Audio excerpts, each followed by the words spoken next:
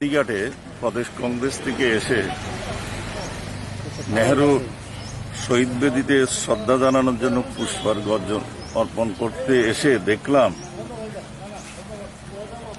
জওহরলাল নেহেরু ভারতবর্ষের স্বাধীনতা সংগ্রামের তার অবদান এবং ভারতবর্ষের যে প্রধানমন্ত্রী মানে বিজেপির নেতৃত্বে সরকারটা কোথায় গিয়ে দাঁড়িয়েছে আজকে প্রয়াত জওহরলাল নেহেরুর প্রতি সম্মান জানাতে সরকারের কেউ আসেননি, এখানে কোনো অনুষ্ঠান করেননি। আমরা এটাকে নিন্দা করি। এটা নিম্ন মানের মনোবৃত্তি ত্রিপুরা সরকারের। এটার জন্য তাদের লজ্জিত হওয়া উচিত।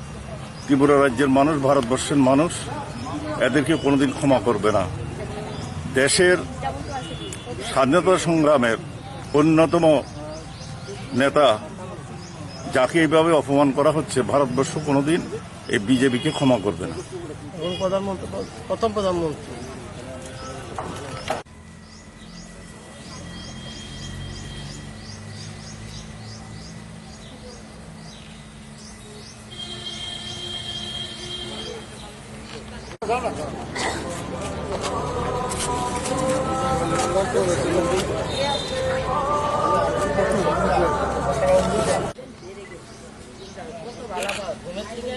মামার নাম